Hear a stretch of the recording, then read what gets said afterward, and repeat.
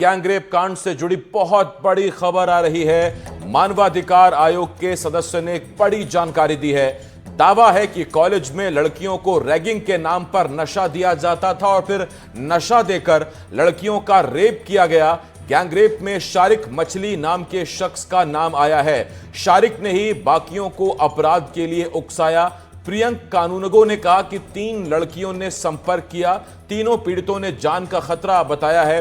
सांप्रदायिक सौहार्द को बिगाड़ने का प्रयास हो सकता है। मानवाधिकार आयोग सदस्य ने पुलिस कार्रवाई पर भी सवाल उठाए हैं। तो ये इस वक्त भोपाल गैंगरेप कांड से जुड़ा बहुत बड़ा मामला सामने आया है। बहुत बड़ी एक दावा सामने निकल कर आया है।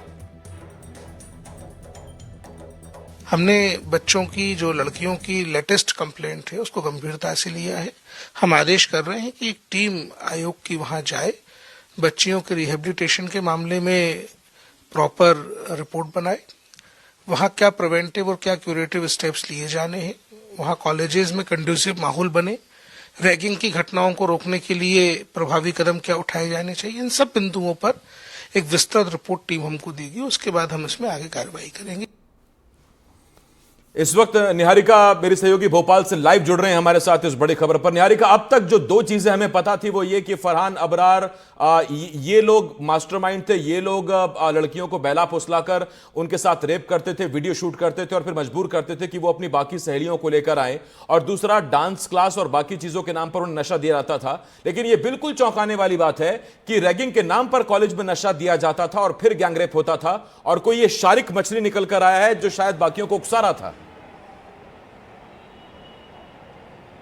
जी बिल्कुल, देखिए अब मानव अधिकार आयोग की जो टीम है उसने भी इस पूरे मामले में संज्ञान लिया है। पिछले 2 दिनों से टीम भोपाल में है, इस पूरे मामले की जांच कर रही है। अबरार जो छठा आरोपी है, जो एक और इसमें आरोपी था ब्लैकमेल करने के साथ ही रेप का, वो अभी भी फरार है। पुलिस उसकी तलाश कर रही है। लेकिन एक बड़ी बात यह निकलकर सामने आई है कि आयोग की टीम का सदस्य प्रियंक कानूनगो ने ही पुलिस कार्रवाई पर सवाल उठाए हैं। उनका ये कहना है कि जब महिला आयोग की टीम यहाँ पर पहुंची थी, उन्होंने जांच किए थे, उसी रात को क्लब 90 को ध्वस्त कर दिया गया था, उसे जमींदोज कर दिया गया था। वहां पर जो 6 कमरे बने हुए थे जहां पर ये आरोप लगे थे कि जो आरोपी थे वो पीड़िताओं को लेकर पहुंचते थे, उन्हें वहां पर नशा देते थे और उसके बाद उनके साथ वहीं पर दुष्कर्म करते थे, वीडियो शूट होता था। उस जगह को जमींदोज कर दिया गया था। उन्होंने ये सवाल उठाया है कि क्या उस जमींदोज करने के पहले वहां पर फॉरेंसिक की टीम पहुंची थी, क्या उन्होंने किसी भी तरह के साक्ष्य जुटाने की कोशिश की, नहीं की है। तो ये भी एक बड़ा मामला है, ये भी जांच का विषय है कि आखिरकार इतने बड़े मामले में वो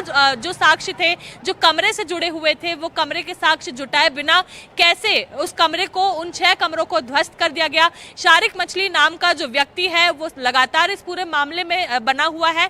उनका ऐसा यहाँ पर देखने को मिल रहा था कि शारिक मछली का ही ये डैम था जिसे मछली पालन के लिए दिया जाता था, लेकिन वहां पर अवैध डैम के पास अवैध क्लब 90 बना दिया गया। उस क्लब 90 को इन चीजों के लिए इस्तेमाल किया जा रहा है। इतना भी यही नहीं, ये भी कहा जा रहा है कि उनकी आपराधिक प्रवृत्तियों के कारण ये शोषण का मामला जो है पूरी तरह से सामने आया था। इस तरह के कई सवाल शारिक मछली पर भी उठ रहे हैं, लेकिन अभी तक उससे किसी भी तरह की पूछताछ नहीं की गई है। उसे ना ही पुलिस ने अपनी कस्टडी में लिया, किसी भी तरह से उससे जांच के विषय के बिंदु नहीं बनाया है।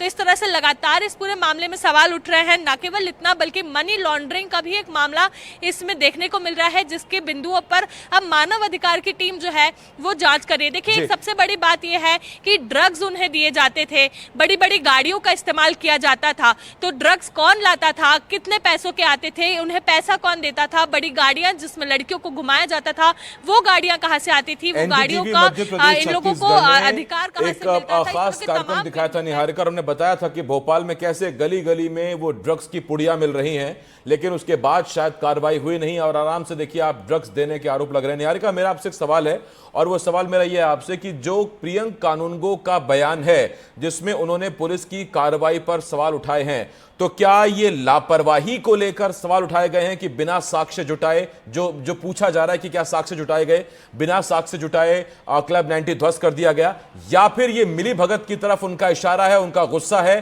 कि आरोपियों को संरक्षण दिया गया और उसी वजह से वो क्लब 90 ध्वस्त कर दिया गया बिना साक्ष्य जुटाए? अगर नहीं जुटाए गए तो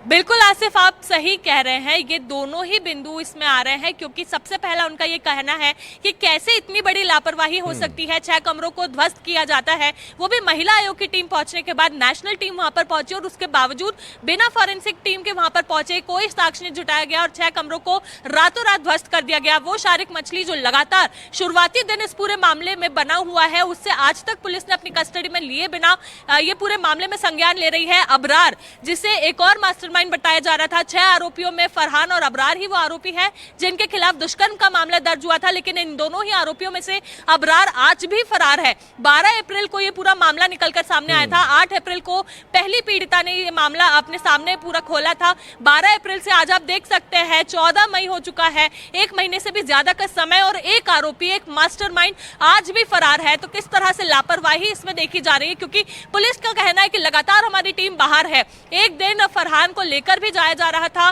भोपाल के बाहर, जहां पर फरहान ने एक पूरा षड्यंत्र रचा और वहां पर पुलिस का यह कहना था कि हमने कथित शॉट एनकाउंटर किया है। उसके बाद वो पूरा मामला वहीं शांत हो गया, सारे आरोपियों से पूछताछ पूरी हो गई, सभी को जेल भेज दिया गया। लेकिन अबरार नामक आरोपी आज भी फरार है, वो आरोपी जिसके खिलाफ दुष्कर्म का मामला दर्ज है। तो आप खुद देख सकते हैं कितनी बड़ी लापरवाही यहाँ पर है कि 1 महीना होने के बावजूद वो सरगना जो 2017 से इस पूरे घिनौने षड्यंत्र को नहीं, अबरार को तो पकड़ने की बात है ही, लेकिन अब ये शारिक मछली का क्या होता है उसको भी देखना पड़ेगा। और एक जो सवाल जो नया खड़ा हो गया इस खबर के बाद, वो ये, हम कॉलेज का नाम नहीं लेंगे, लेकिन उस कॉलेज प्रबंधन पर सवाल खड़ा हो गया जिसके कॉलेज में रैगिंग हो रही थी, पहली बात, और रैगिंग में नशा दिया जा रहा था और कानो कान प्रशासकों को, प्रबंधकों को इस बारे में कोई जानकारी नहीं थी। यह सवाल जरूर खड़ा होगा अगर यह दावा सच है तो। निहारिका, बहुत धन्यवाद करता हूं मैं आपका इस अपडेट के लिए। निहारिका शर्मा इस वक्त भोपाल से हमारे साथ, हमारे सहयोगी जुड़े हुए थे। और